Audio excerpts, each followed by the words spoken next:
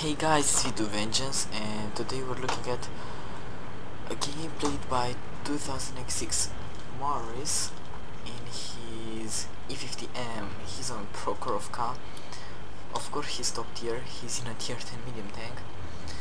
And this is a pretty tier 10 game, because how many tier 10s there are on his team? 1, 2, 3, 4, 5, 6, 7, 8, 9, 10. No, 9 actually. And I'm just bad at maths. I mean, I'm bad at counting. That is something less than a first grader should know. I'm confused. Okay, so he's headed into this sniping position in the middle, where he will have shots on the guys that should try to push on the hill, and also on the enemy tanks that will go on the road on the 2 line. So this is a pretty strong position, and the E50M is a very good sniping tank. So if the artillery is not going to focus on him, this should turn out pretty well. And I've chosen this replay to upload because it's very different to what we usually see. You're going to see later a little bit. So there are the first enemy tanks. He's taking game. Enemy object 140. You can tell the difference between the object 140 and the T62 from afar when you're looking at the health points. The T62 has 1950 like that. Well, that is a Centurion actually. Or in fact it's an MV4202. While the object 141 has 1900. And also, as you can see, I've changed from percentage to actual health, so it's going to be a little bit easier to see when when a tank will be a one-shot kill for him. And there goes the first shot that is fired at him. However, it was only a very small shot and it didn't do very much. In the position that he's in right now, you can only shoot his turret, and the turret is pretty well armored. It's not as well as, for example, the British heavy or Russian medium tank. It's 185. Wow, it's a 185mm, like the frontal turret of a King Tiger. But I'm guessing the mantle is a little bit bigger than on a King Tiger, so it's able to absorb quite more damage. Lucky shot into the T125 sets him on fire.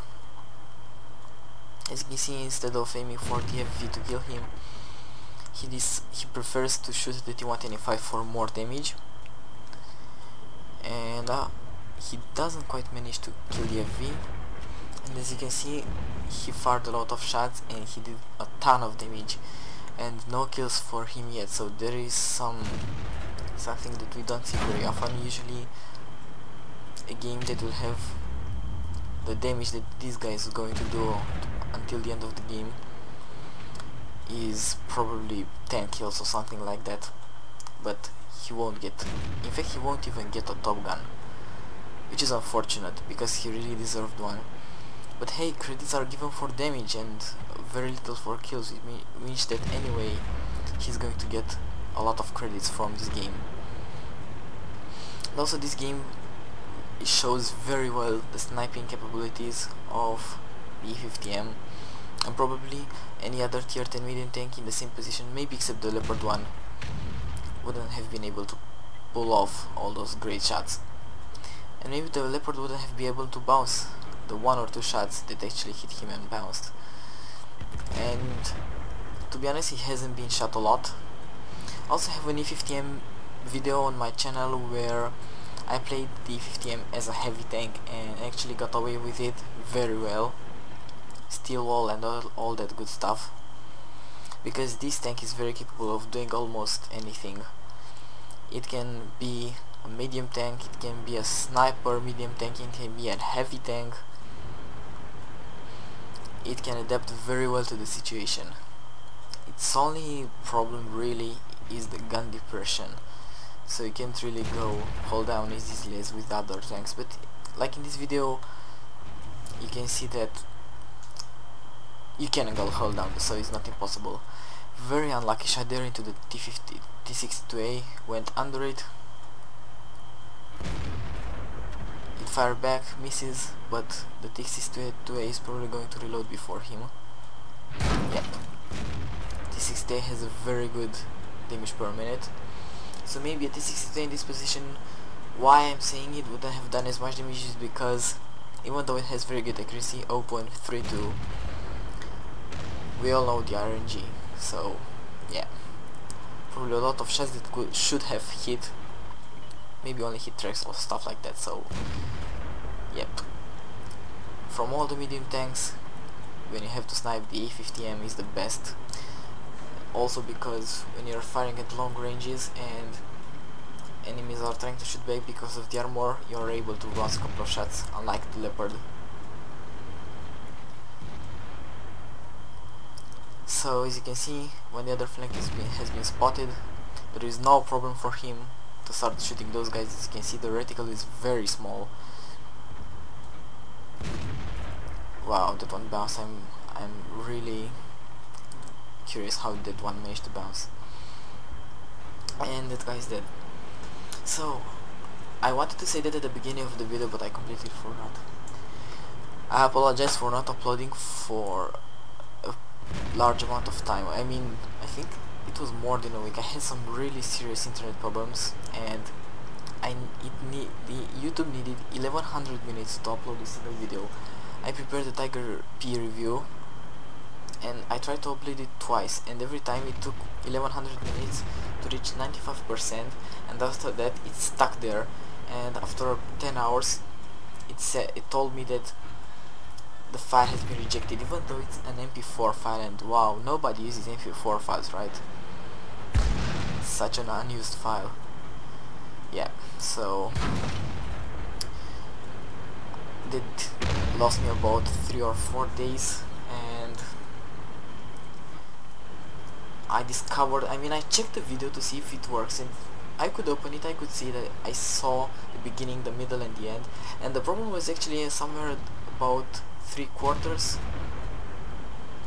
and Movie Maker just fucked up my video, so it was its fault. So this is why I lost a lot of time. And I also made, because I knew it was probably, I needed to make more videos, I also made a Company of Heroes video that I just uploaded, and I had this video ready to upload, so I uploaded the first day the Company of Heroes, and now this one. And I will remake the Tiger P review, that is certain.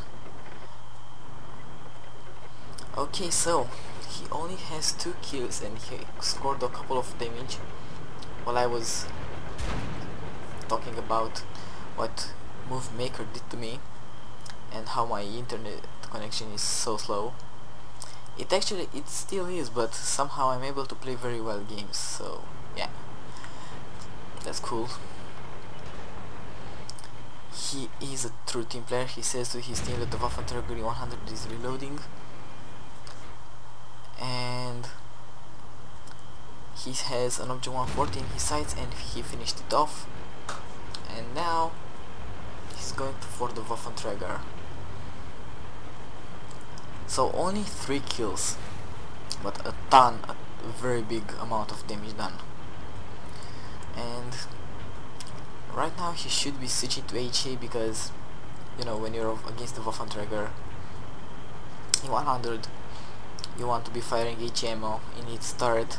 It has only 20mm of armor, so it's basically, you can penetrate it with a light tractor. If you are firing even high explosive ammunition from a light tractor, should be able to penetrate it, I'm pretty sure. So there's the Waffenträger. It killed the Leopard 1.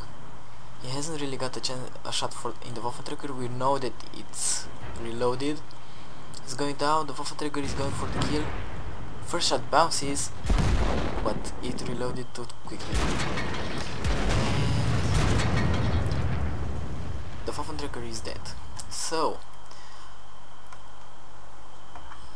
unlike a lot of other videos, a guy that scores 11,000 damage usually survives the game, makes 10 kills, and gets a Colobano's medal. But in this game, he was like the silent carry in his team.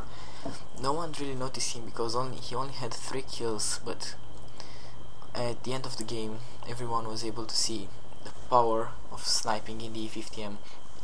11,090 damage. That is huge.